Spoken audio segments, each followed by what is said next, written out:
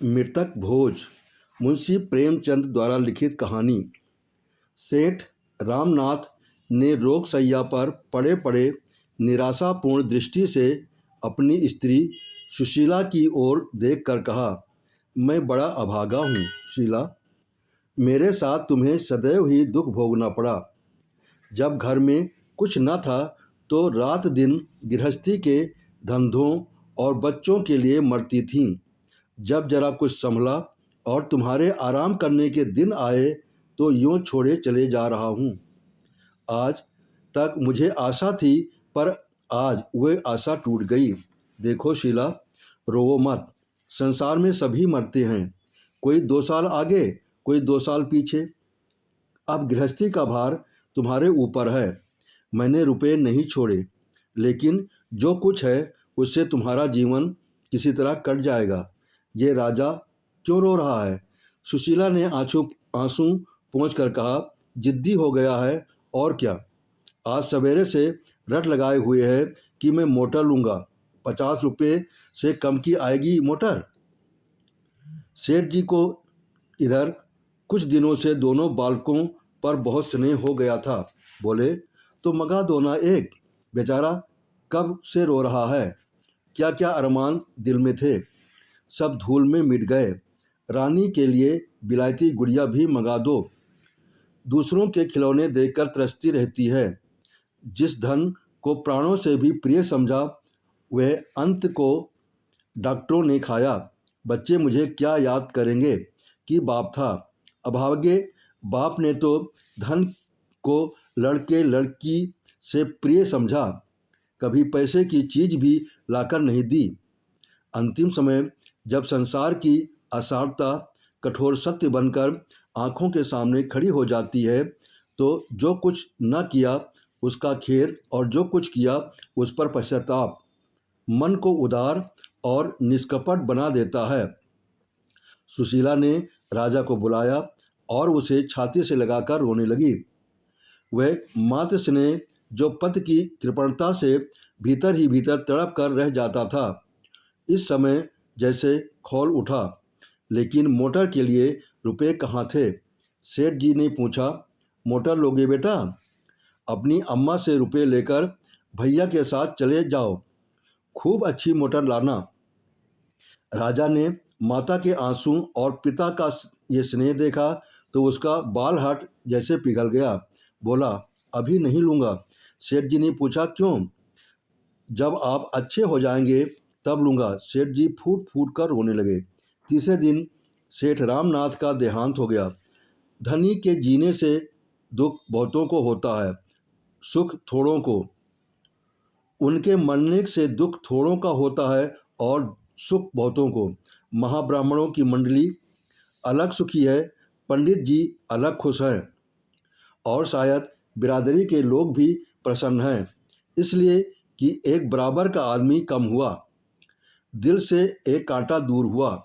और पट्टीदारों का तो पूछना ही क्या। अब वह पुरानी कसर निकालेंगे। हृदय को शीतल करने का ऐसा अवसर बहुत दिनों के बाद आया है। आज 5वां दिन है। वह विशाल भवन सूना पड़ा है। लड़के न रोते हैं न हंसते हैं, मन मारे माँ के पास बैठे हैं और विधवा भविष्य की अपार चिंताओं के भार से दबी हुई निर्जीव सी पड़ी है। घर में जो कुछ रुपए बचे रहे थे वह दाह क्रिया की भेंट हो गए और अभी सारे संस्कार बाकी पड़े हैं। भगवान कैसे बेड़ा पार लगेगा। किसी ने द्वार पर आवाज़ दी। मेहरा ने आकर सेठ धनीराम के आने की सूचना दी। दोनों बालक बाहर दौड़े। सुशीला का मन भी एक क्षण के लिए हरा हो गया। सेठ धनीराम बिरादरी के सरपंच थे। अबला का क्षुब्ध हृदय सेठ जी की इस कृपा से पुलकित हो उठा। आखिर बिरादरी के मुखिया हैं ये लोग, अनाथों की खोज खबर न लें तो कौन ले। धन्य हैं ये पुणात्मा लोग जो मुसीबत में दीनों की रक्षा करते हैं। ये सोचती हुई सुशीला घूंघट निकाले बरोठे में आकर खड़ी हो गई। देखा तो धनीराम जी के अतिरिक्त और भी कई सज्जन खड़े हैं। धनीराम बोले, बहू जी, भाई रामनाथ की अकाल मृत्यु से हम लोगों को जितना दुख हुआ है वो हमारा दिल ही जानता है। अभी उनकी उम्र ही क्या थी, लेकिन भगवान की इच्छा। अब तो हमारा यही धर्म है कि ईश्वर पर भरोसा रखें और आगे के लिए कोई राह निकालें। काम ऐसा करना चाहिए कि घर की आबरू भी बनी रहे और भाई जी की आत्मा संतुष्ट भी हो। कुबेरदास ने सुशीला को कनखियों से देखते हुए कहा, मर्यादा बड़ी चीज है, उसकी रक्षा करना हमारा धर्म है, लेकिन कमली के बाहर पाँव निकालना भी तो उचित नहीं। कितने रुपए हैं तेरे पास बहू? क्या कहा? कुछ नहीं। सुशीला, घर में रुपए कहाँ हैं? सेठ जी, जो थोड़े बहुत थे वो बीमारी में उठ गए। धनीराम, तो ये नई समस्या खड़ी हुई। ऐसी दशा में हमें क्या करना चाहिए कुबेरदास जी? कुबेरदास, जैसे हो भोज तो करना ही पड़ेगा। हाँ, अपनी सामर्थ्य देखकर काम करना चाहिए। मैं कर लेने को न कहूँगा। हाँ, घर में जितने रुपयों का प्रबंध हो सके उसमें हमें कोई कसर न छोड़नी चाहिए। मृत जीव के साथ भी तो हमारा कुछ कर्तव्य है। अब तो वो फिर कभी ना आएगा, उससे सदैव के लिए नाता टूट रहा है, इसलिए सब कुछ हैसियत के मुताबिक होना चाहिए। ब्राह्मणों को तो भोज देना ही पड़ेगा, जिससे कि मर्यादा का निर्वाह हो। धनीराम, तो क्या तुम्हारे पास कुछ भी नहीं है बहू जी? 2-4 हजार भी नहीं? सुशीला, मैं आपसे सत्य कहती हूँ, मेरे पास कुछ नहीं है, ऐसे समय झूठ बोलूँगी? धनीराम ने कुबेरदास की ओर अर्थ अविश्वास से देखकर कहा, तब तो ये मकान बेचना पड़ेगा। कुबेरदास, इसके सिवा और क्या हो सकता है? नाक काटना तो अच्छा नहीं। रामनाथ का कितना नाम था, बिरादरी के स्तंभ थे। यही इस समय एक उपाय है। 10,000 रुपये मेरे आते हैं, सूद बट्टा लगाकर कोई 15,000 रुपये मेरे हो जाएंगे, बाकी भोज के खर्च हो जाएगा। अगर कुछ बचा रहा तो बाल बच्चों के काम आ जाएगा। धनीराम, आपके यहाँ कितने पर बंधक रखा था? कुबेरदास, 10,000 रुपये पर, रुपये सैकड़े सूद। धनीराम, मैंने तो कुछ कम सुना है। कुबेरदास, उसका तो रहननामा रखा है, जबानी बातचीत थोड़ी ही है। मैं 2-4 हजार के लिए झूठ नहीं बोलूँगा। धनीराम, नहीं नहीं, ये मैं कब कहता हूँ। तो तूने सुन लिया बाई, पंचों की सलाह है कि मकान बेच दिया जाए। सुशीला का छोटा भाई संतलाल भी इसी समय आ पहुंचा। ये अंतिम वाक उसके कान में पड़ गया। बोल उठा, किस लिए मकान बेच दिया जाए? बिरादरी के भोज के लिए? बिरादरी तो खा पी कर राह लेगी, इन अनाथों की रक्षा कैसे होगी? इनके भविष्य के लिए भी तो कुछ सोचना चाहिए। धनीराम ने कोप भरी आंखों से देखकर कहा, आपको इन मामलों में टांग अड़ाने का कोई अधिकार नहीं। केवल भविष्य की चिंता करने से काम नहीं चलता, मृतक का पीछा भी किसी तरह सुधरना ही पड़ता है। आपका क्या बिगड़ेगा? हंसी तो हमारी होगी। संसार में मर्यादा से प्रिय कोई वस्तु नहीं। मर्यादा के लिए प्राण तक दे देते हैं। जब मर्यादा ही ना रही तो क्या रहा? अगर हमारी सलाह पूछोगे तो यही कहेंगे, आगे बाई का अख्तियार है, जैसा चाहें करें, पर हमसे कोई सरोकार न रहेगा। चलिए कुबेरदास जी, चलें। सुशीला ने भयभीत होकर कहा, भैया की बातों का विचार न कीजिए, इनको तो ये आदत है। मैंने तो आपकी बात नहीं टाली, आप मेरे बड़े हैं, घर का हाल आपको मालूम है। मैं अपने स्वामी की आत्मा को दुखी करना नहीं चाहती, लेकिन जब उनके बच्चे ठोकरें खाएंगे तो क्या उनकी आत्मा दुखी न होगी? बेटी का ब्याह करना ही है, लड़के को पढ़ाना लिखाना है ही, ब्राह्मणों को खिला दीजिए, लेकिन बिरादरी करने की मुझसे सामर्थ्य नहीं है। दोनों महानुभावों को जैसे थप्पड़ लगा। इतना बड़ा अधर्म, भला ऐसी बात की भी जबान से निकाली जाती है? पंच लोग अपने मुंह में कालिक न लगने देंगे। दुनिया विधवा को न हंसेगी, हंसी होगी पंचों की। ये जग हंसाई वे कैसे सह सकते हैं? ऐसे घर के द्वार पर झांकना भी पाप है। सुशीला, रोकर बोली, मैं अनाथ हूँ, नादान हूँ, मुझ पर क्रोध न कीजिए। आप लोग को ही मुझे छोड़ देंगे तो मेरा कैसे निर्वाह होगा। इतने में दो महाशय और आ विराजे, एक बहुत मोटे और दूसरे बहुत पतले। नाम भी गुणों के अनुसार ही भीमचंद और दुर्बलदास। धनीराम ने संक्षेप में ये परिस्थिति उन्हें समझा दी। दुर्बलदास ने सहिष्णुता से कहा, तो ऐसा क्यों नहीं करते कि हम लोग मिलकर कुछ रुपए दे दें। जब इसका लड़का सयाना हो जाएगा तो रुपए मिल ही जाएंगे। अगर ना भी मिले तो एक मित्र के लिए कुछ बल खा जाना कोई बड़ी बात नहीं। संतलाल ने प्रसन्न होकर कहा, इतनी दया आप करेंगे तो क्या पूछना। कुबेरदास त्योरी चढ़ाकर बोले, तुम तो बेसिर पैर की बातें करने लगे। दुर्बलदास जी, इस वक्त के बाजार में किसके पास फालतू रुपए रखे हुए हैं। भीमचंद सो तो ठीक है, बाजार की ऐसी मंदी तो कभी देखी नहीं, पर निवाह तो करना चाहिए। कुबेरदास अकड़ गए। वह सुशीला के मकान पर दांत लगाए हुए थे। ऐसी बातों से उनके स्वार्थ में बाधा पड़ती थी।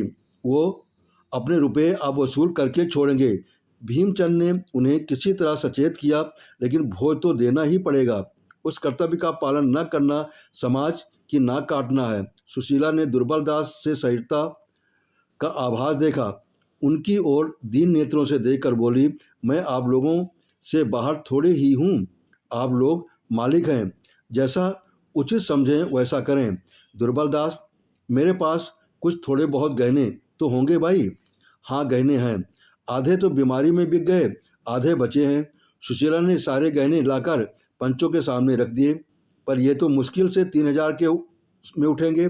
दुर्बलदास ने पोटली को हाथ में तोलकर कहा, 3,000 को कैसे जाएंगे, मैं 3,500 दिला दूंगा। भीमचंद ने फिर पोटली को तोलकर कहा, मेरी बोली 4,000 की है। कुबेरदास को मकान की बिक्री का प्रण छेड़ने का अवसर फिर मिला। 4,000 ही में क्या हुआ जाता, बिरादरी का भोज है या दोष मिटाना है।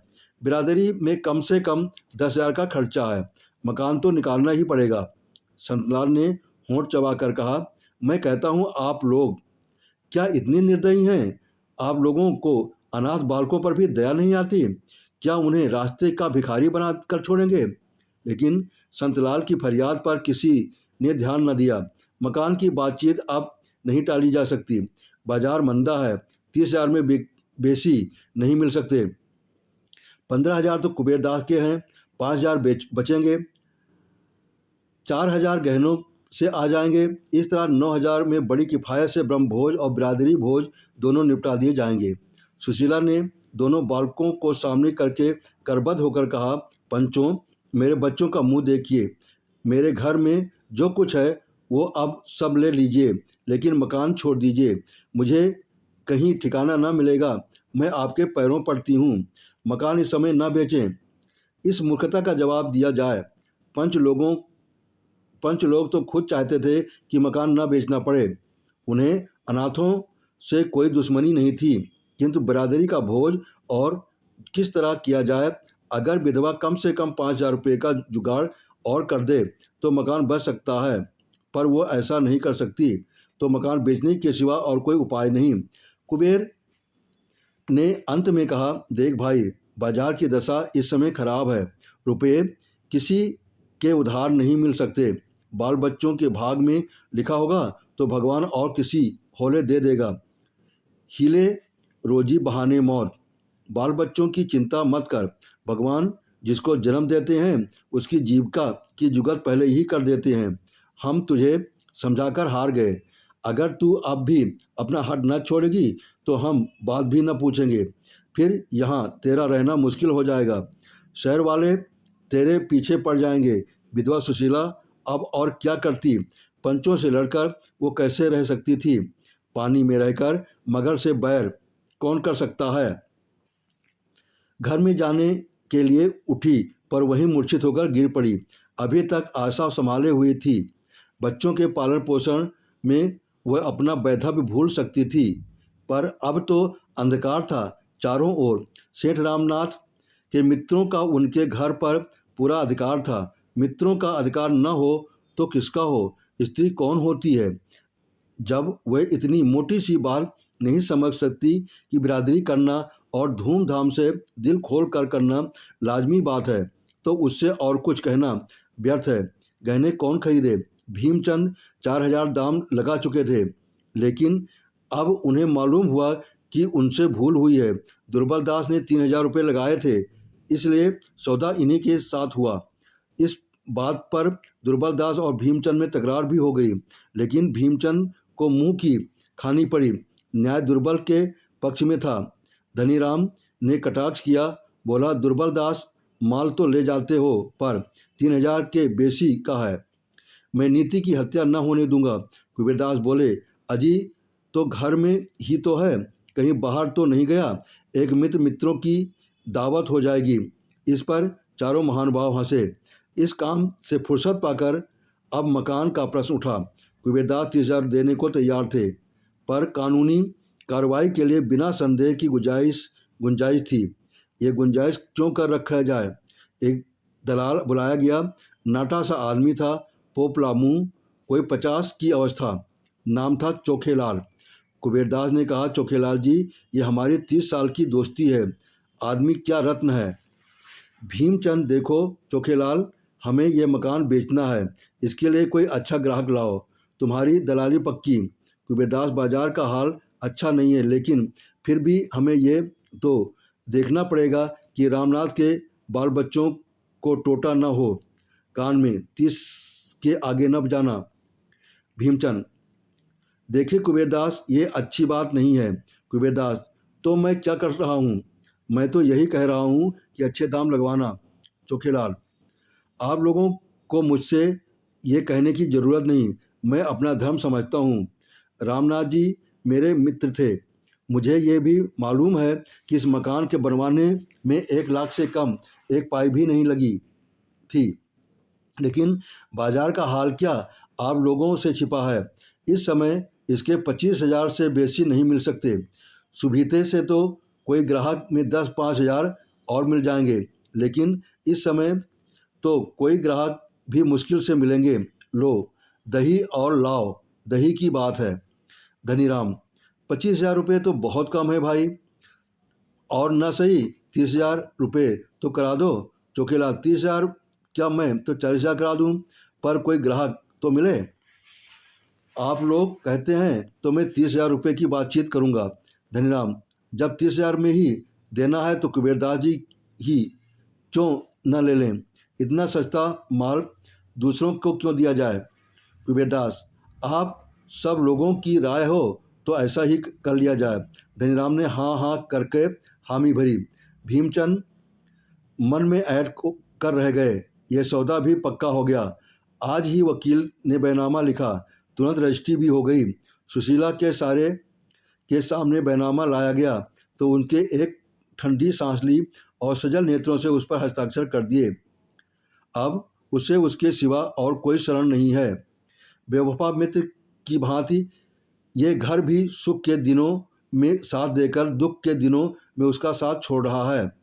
पंच लोग सुशीला के आंगन में बैठे बिरादरी के रुक्के लिख रहे हैं और अनाथ विधवा ऊपर झरोखे पर बैठी भाग्य को रो रही है। इधर रुक्का तैयार हुआ, उधर विधवा की आंखों से आंसू की बूंदें निकलकर रुक्के पर गिरी पड़ी। धनीराम ने ऊपर देखा, कहा, पानी का छींटा कहाँ से आया। संतलाल, बाई बैठी रो रही हैं, उसने रुक्के पर अपने रक्त के आंसुओं की मुहर लगा दी है। धनीराम ऊंचे स्वर में, अरे तो तू रो क्यों रही है भाई, ये रोने का समय नहीं है। तुझे तो प्रश्न होना चाहिए कि पंच लोग तेरे घर में आज यह शुभ कार्य करने के लिए जमा हैं। जिस पति के साथ तूने इतने दिनों भोग विलास किया, उसी का पीछा सुधरने में तू दुख मानती है। बिरादरी में रुक्का फिरा। इधर 3-4 दिन पंचों ने भोज की तैयारियों में बिताए। घी धनीराम जी की आड़ा से लाया, मैदा चीनी की आड़ा भी उन्हीं की थी। 5वें दिन प्रातःकाल ब्रह्म भोज हुआ। संध्या समय बिरादरी का जीवनार। सुशीला के द्वार पर बग्घियाँ और मोटरों की कतारें खड़ी थीं। भीतर मेहमानों की पंगतें थीं। आंगन, बैठक, दालान, बरोठा, ऊपर की छत, नीचे ऊपर मेहमानों से भरा हुआ था। लोग भोजन करते थे और पंचों को सराहते थे। खर्च भी सभी करते हैं, पर इंतजाम का सलीका चाहिए। ऐसे स्वादिष्ट पदार्थ बहुत कम खाने को आते हैं। सेठ चंपाराम के भोज के बाद ऐसी भोज रामनाथ जी की ही हुआ है। अमृतियाँ कैसी कुरकुरी हैं, रसगुल्ले मेवों से भरे हैं। सारा श्रेय पंचों को है। धनीराम ने नम्रता से कहा, आप भाइयों की दया है जो ऐसा कहते हैं। रामनाथ से भाईचारे का व्यवहार था, हम न करते तो कौन करता। 4 दिन से सोना नसीब नहीं हुआ। आप धन्य हैं, मित्र हों तो ऐसे हों। क्या बात है, आपने रामनाथ जी का नाम रख लिया। बिरादरी यही खाना खिलाना देखती है, रोकर देखने नहीं जाती। मेहमान लोग बखान बखान कर माल उड़ा रहे थे और उधर कोठरी में बैठी हुई सुशीला सोच रही थी, संसार में ऐसे स्वार्थी लोग हैं, सारा संसार स्वार्थ में हो गया है। सब पेटों पर हाथ फेर फेर कर भोजन कर रहे हैं। कोई इतना भी नहीं पूछता कि अनाथों के लिए कुछ बचा या नहीं। 1 महीना गुजर गया। सुशीला को एक एक पैसे की तंगी हो रही थी। नगद था ही नहीं, गहने निकल ही गए थे। अब थोड़े से बर्तन बच रहे थे। उधर छोटे छोटे बहुत से बिल चुकाने थे। कुछ रुपए डॉक्टर के, कुछ दर्जी के, कुछ बनियों के। सुशीला को ये रकमें घर का बचा खुचा सामान बेचकर चुकानी पड़ी और महीना पूरा होते होते उनके पास कुछ न बचा। बेचारा संतलाल एक दुकान पर मुनीम था। कभी कभी वह आकर 1 आध रुपये दे देता। इधर खर्च का हाथ फैला हुआ था। लड़के अवस्था को समझते थे, माँ को छेड़ते न थे, पर मकान के सामने से कोई खोंचे वाला निकल जाता तो वे दूसरे लड़कों को फल या मिठाई खाते देखते तो उनके मुंह में पानी भरकर आँखों में भर जाता था। ऐसी ललचाई हुई आँखों से ताकते थे कि दया आती। वही बच्चे जो थोड़े दिन पहले मेवे मिठाई की ओर ताकते न थे, अब एक एक पैसे की चीज़ को तरसते थे। वही सज्जन जिन्होंने बिरादरी का भोज करवाया था, अब घर के सामने से निकल जाते पर कोई झांकता न था। शाम हो गई थी। सुशीला चूल्हा जलाए रोटियां सेंक रही थी और दोनों बालक चूल्हे के पास रोटियों को क्षुधित नेत्रों से देख रहे थे। चूल्हे के दूसरे एले पर दाल थी। दाल के पकने का इंतजार था। लड़की 11 साल की थी, लड़का 8 साल का। मोहन अधीर होकर बोला, अम्मा मुझे रूखी रोटियां ही दे दो, बड़ी भूख लगी है। सुशीला, अभी दाल कच्ची है भैया। रेवती, मेरे पास 1 पैसा है, मैं उसका दही ले आती हूँ। सुशीला, तूने पैसा कहाँ पाया? रेवती, मुझे कल अपनी गुड़ियों की पेटारी में मिल गया था। सुशीला, लेकिन जल्द आइयो। रेवती दौड़कर बाहर गई और थोड़ी देर में एक पत्ते में जरा सा दही ले आई। माँ ने रोटी सेक कर दे दी, दही से खाने लगा। आम लड़कों की भांति वो भी स्वार्थी था, बहन से पूछा भी नहीं। सुशीला ने बड़ी आंखों से देखकर कहा, बहन को भी दे दे, अकेला ही खा जाएगा। मोहन लज्जित हो गया, उसकी आंखें डबडबा आईं। रेवती बोली, नहीं अम्मा, कितना मिला ही है, तुम खाओ मोहन, तुम्हें जल्दी नींद आ जाती है, मैं तो दाल पक जाएगी तो खाऊंगी। उसी वक्त 2 आदमियों ने आवाज़ दी। रेवती ने बाहर जाकर पूछा, ये सेठ कुबेरदास के आदमी थे, मकान खाली कराने आए थे। क्रोध से सुशीला की आंखें लाल हो गईं। बरोठे में आकर कहा, अभी मेरे पति को पीछे हुए महीना भी नहीं हुआ, मकान खाली कराने की धुन सवार हो गई। मेरा 50,000 का घर 30,000 में ले लिया, 5,000 सूद के उड़ाए, फिर भी तस्कीन नहीं होती। कह दो मैं अभी खाली नहीं करूँगी। मुन्नू ने नम्रता से कहा, बाई जी मेरा क्या अख्तियार है, मैं तो केवल संदेशिया हूँ। जब चीज़ दूसरों की हो गई तो आपको छोड़नी ही पड़ेगी, झंझट करने से क्या मतलब। सुशीला भी समझ गई, ठीक ही कहता है। गाय हत्या के बल के दिन खेत करेगी।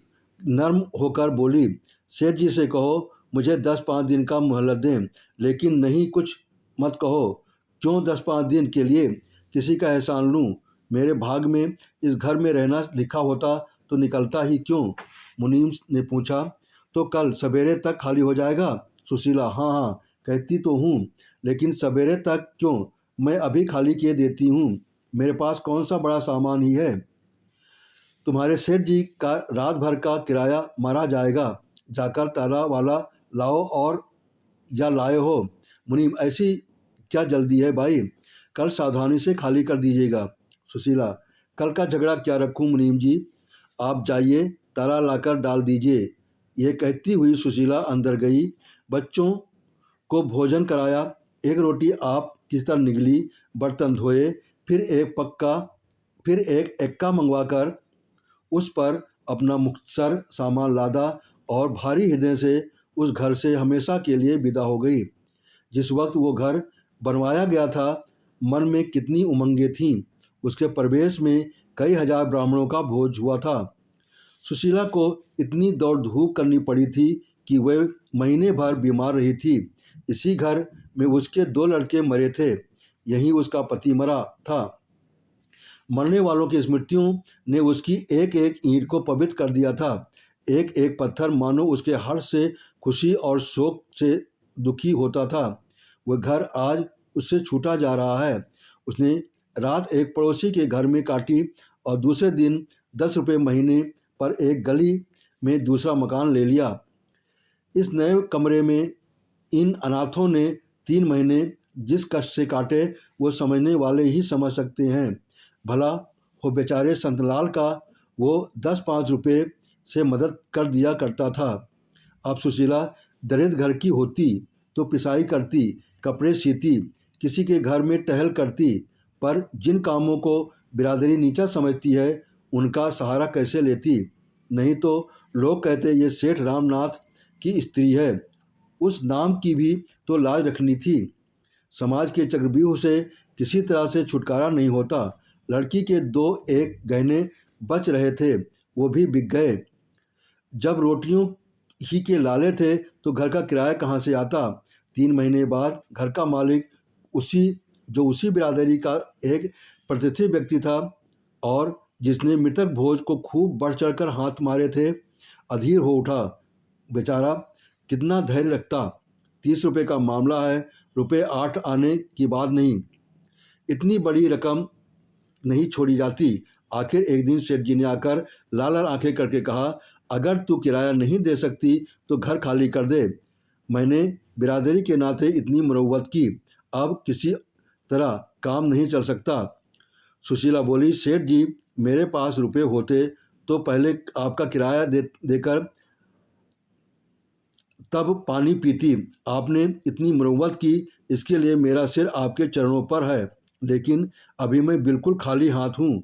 ये समझ लीजिए कि एक भाई के बाल बच्चों की परवरिश कर रहे हैं, और क्या कहूँ। सेठ, चल चल, इस तरह की बातें बहुत सुन चुका। बिरादरी का आदमी है तो उसे चूस लो। कोई मुसलमान होता तो उसे चुपके से महीने महीने दे देती, नहीं तो उसने बाहर निकाल दिया होता। मैं बिरादरी का हूँ, इसलिए मुझे किराया देने की दरकार नहीं, मुझे मांगना ही नहीं चाहिए, यही तो बिरादरी के साथ करना चाहिए। उसी समय रेवती भी आकर खड़ी हो गई।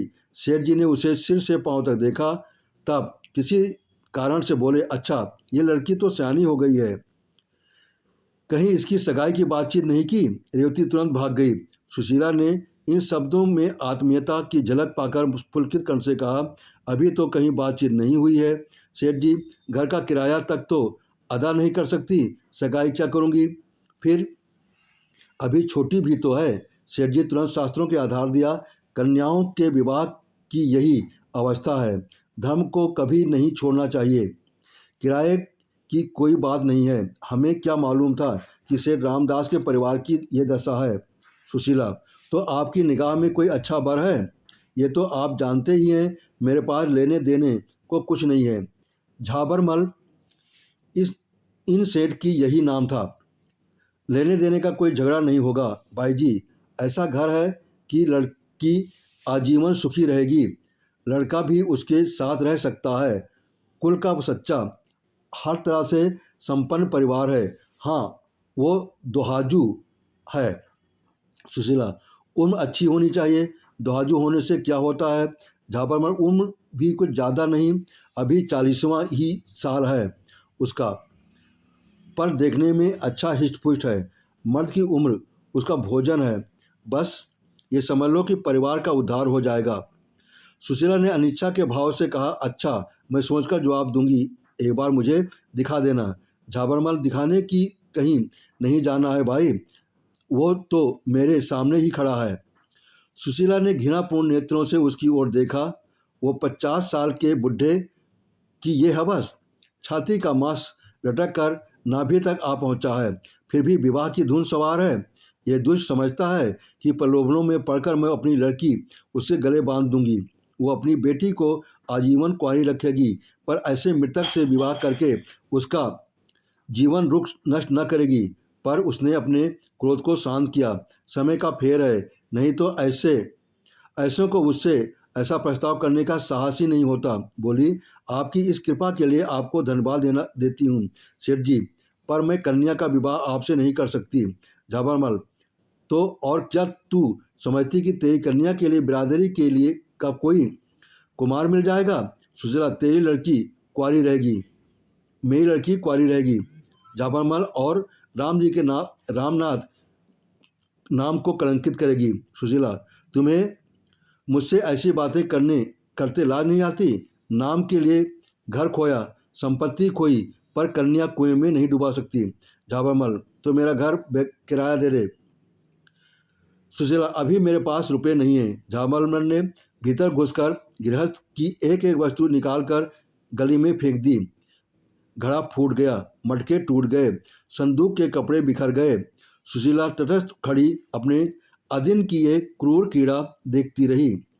घर का तो यो विध्वंस करके झाबरमल ने घर में ताला डाल दिया और अदालत से रुपए वसूल करने की धमकी देकर चले गए। बड़ों के पास धन होता है, छोटों के पास हृदय होता है।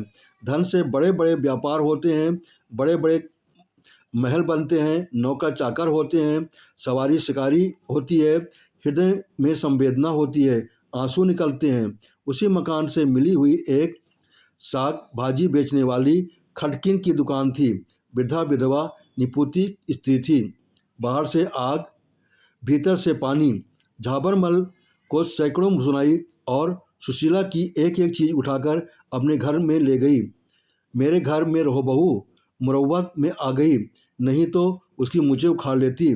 मौत सिर पर नाच रही है, आगे नाच न पीछे बगहा, और धन के पीछे मरा जाता है, जाने छाती पर लाद कर ले जाएगा। तुम चलो, मेरे घर में रहो, मेरे यहाँ किसी बात का खटका नहीं, बस मैं अकेली हूँ, एक टुकड़ा मुझे भी दे देना। सुशीला ने डरते डरते कहा, माता, मेरे पास सेर भर आटे के सिवा और कुछ नहीं है, मैं तुम्हें किराया कहाँ से दूंगी? बुढ़िया ने कहा, मैं झाबरमल नहीं हूँ बहू, न कुबेरदास हूँ। मैं तो समझती हूँ जिंदगी में सुख भी हैं दुख भी हैं। सुख में इतराओ मत, दुख में घबराओ मत। तुम्ही से 4 पैसे कमाकर अपना पेट पालती हूँ। तुम्हें उस दिन भी देखा था जब तुम महल में रहती थी, और आज भी देख रही हूँ जब तुम अनाथ हो। जो मिजाज तब था वही अब है। मेरे धन्य भाग की तुम मेरे घर में आओ। मेरी आंखें फूटी हैं जो तुमसे किराया मांगने जाऊंगी। ये इन सांत्वना से भरे हुए सरल शब्दों ने सुशीला के हृदय का बोझ हल्का कर दिया। उसने देखा, सच्ची सज्जनता भी दरिद्रों और नीचों ही के पास रहती हैं। बड़ों के दया भी होती है, अहंकार का दूसरा रूप।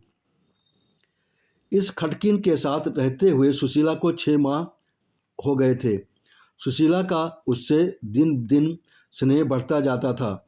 वो जो कुछ पाती लाकर सुशीला के हाथ में रख देती। दोनों बालक, उनकी 2 आंखें थीं।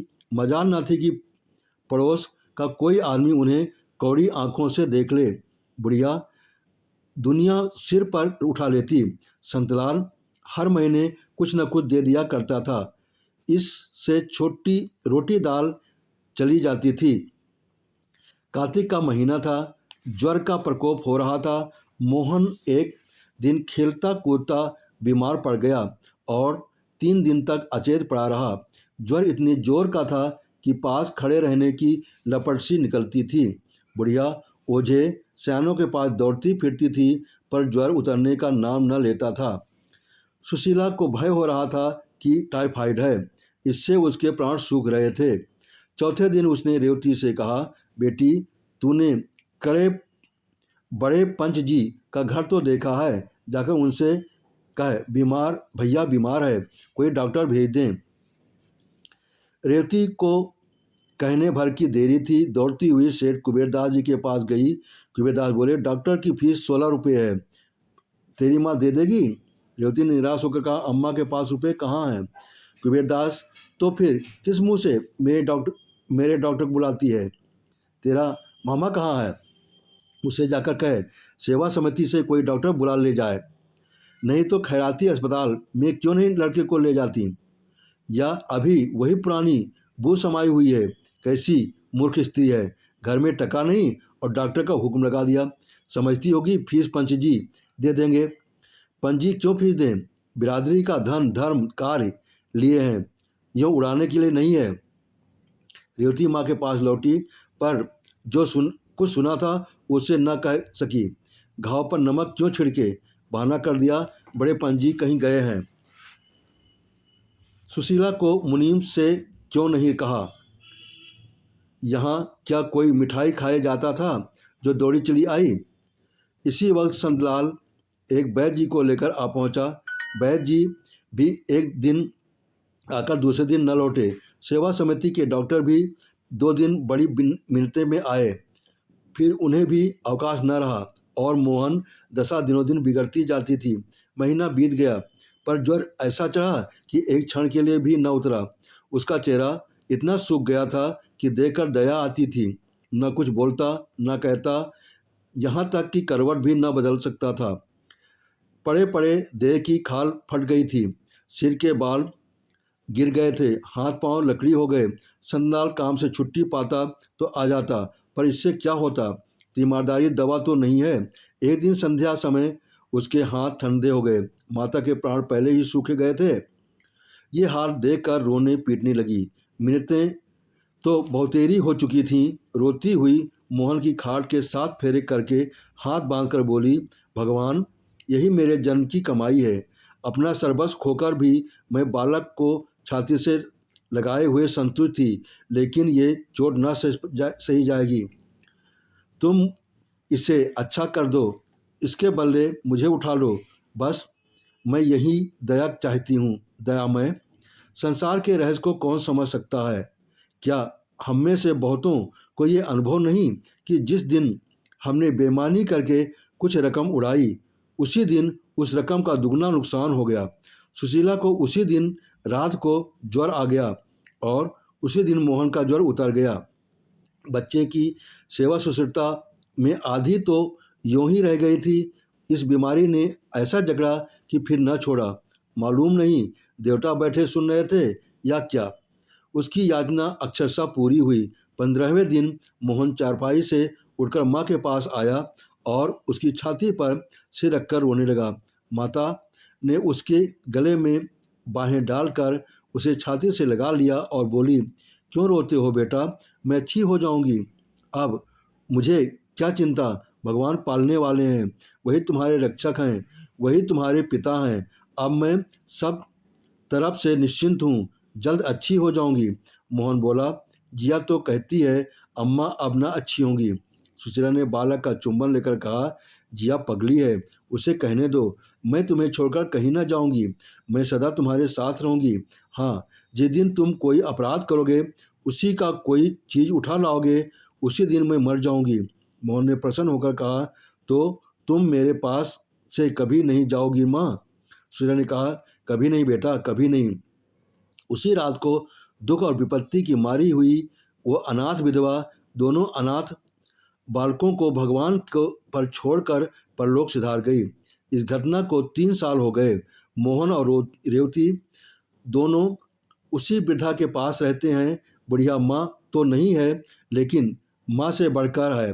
रोज मोहन को रात में सखी रखी रोटियां खिलाकर गुरु जी की पाठशाला में पहुंचा आती है। छुट्टी के समय जाकर लेवा आती है। रेवती का ये 14वां साल है। वह घर का सारा काम पीसना कूटना चौका बर्तन झाड़ू बुहारू करती है। बुढ़िया सौदा बेचने चली जाती है तो वह दुकान पर भी आज बैठती है। एक दिन बड़े पंच सेठ कुबेरदास ने उसे बुला भेजा और बोले, तुझे दुकान पर बैठते शर्म नहीं आती? सारी बिरादरी का नाक कटा रही है। खबरदार जो कल से दुकान पर बैठी। मैंने तेरे प्राण ग्रहण के लिए झाबरमल जी को पक्का कर लिया है। सेठानी ने समर्थन किया। तू अब सयानी हुई बेटी, अब तेरा इस तरह रहना अच्छा नहीं। लोग तरह तरह की बातें करने लगते हैं। सेठ झाबरमल तो राजी ही न होते थे। हमने बहुत कह सुनकर राजी किया है। बस समझ ले कि रानी हो जाएगी। लाखों की संपत्ति है, लाखों की। तेरे धन्य भाग की ऐसा बर मिला। तेरा छोटा भाई है, उसको भी कोई दुकान करा दी जाएगी। शेर बिरादरी की कितनी बदनामी है, सेठानी है ही। रेवती ने लज्जित होकर कहा, मैं क्या जानूं, आप मामा से कहें। सेठ, वो कौन होता है? टके पर मुनीमी करता है। उससे मैं क्या पूछूं? मैं बिरादरी का पंच हूँ, मुझे अधिकार है। जिस काम से बिरादरी का कल्याण देखूं वो करूं। मैंने और पंचों से राय ले ली है, सब मुझसे सहमत हैं। अगर तू जो नहीं मानेगी तो हम अदालती कार्रवाई करेंगे। तुझे खर्च बरच का काम होगा, ये लेती जा। ये कहते हुए उन्होंने 20 रुपये के नोट रेवती की तरफ फेंक दिए। रेवती ने उठाकर वहीं पुर्जे पुर्जे कर डाले और तमतमाए मुँह से बोली, बिरादरी ने तब हम लोगों की बात न पूछी जब हम रोटियों को मोहताज थे। मेरी माता मर गई, कोई झांकने तक नहीं आया। मेरा भाई बीमार हुआ, किसी ने खबर न दी। ऐसी बिरादरी की मुझे परवाह नहीं। रेवती चली गई तो झाबरमल कोठरी से निकल आए। चेहरा उदास था। सेठानी ने कहा, लड़की बड़ी घमंडिन है, आँख का पानी मर गया है। झाबरमल, 20 रुपये खराब हो गए, ऐसे फाड़ा कि जुड़ भी नहीं सकते। कुबेरदास, तुम घबराओ नहीं, मैं इसे अदालत में ठीक करूंगा। जाती कहाँ है? झाबरमल, अब तो आपका ही भरोसा है। बिरादरी के बड़े पंच की बात कहीं मिथ्या हो सकती है? रेवती नाबालिग है, माता पिता नहीं थे। ऐसी दशा में पंचों का उस पर पूरा अधिकार था। वह बिरादरी के दबाव में नहीं रहना चाहती है। न चाहे कानून बिरादरी के अधिकार की अपेक्षा नहीं कर सकता। संदाल ने यह माजरा सुना तो दांत पीस कर बोले, न जाने इस बिरादरी का भगवान कब अंत करेंगे। रेवती, क्या बिरादरी मुझे जबरदस्ती अपने अधिकार में ले सकती है? संदर, हाँ बेटी, धनिकों के हाथ में तो कानून भी हैं। रेवती, मैं कह दूंगी कि उनके पास नहीं रहना चाहती। संदाल, तेरे कहने से क्या होगा, तेरे भाग में यही लिखा था तो किसका बस है। मैं जाता हूँ बड़े पंच के पास। रेवती, नहीं मामा जी, तुम कहीं ना जाओ। जब भाग का ही भरोसा है तो जो कुछ भाग में लिखा होगा वही होगा। रात में रेवती ने घर में काटी। बार बार निद्रा मग्न भाई को गले लगाती। वो अनाथ अकेला कैसे रहेगा, ये सोचकर उसका मन कातर हो जाता। पर झाबरमल की सूरत याद करके उसका संकल्प दृढ़ हो जाता। प्रातःकाल रेवती गंगा स्नान करने गई। ये इधर कई महीनों से उसका नित्य का नियम था। आज जरा अंधेरा था, पर वो कोई संदेह की बात न थी। संदेह तब हुआ जब 8 बज गए और लौटकर न आई। तीसरे पहर सारी बिरादरी की खबर फैल गई। सेठ रामदास की कन्या गंगा में डूब गई, उसकी लाश पाई गई। कुबेरदास ने कहा, चलो अच्छा हुआ, बिरादरी की बदनामी तो न होगी।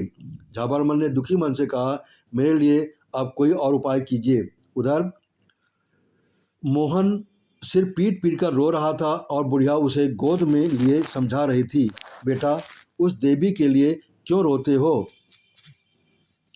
जिंदगी में उसके दुख ही दुख था। अब वह अपनी माँ की गोद में आराम कर रही है।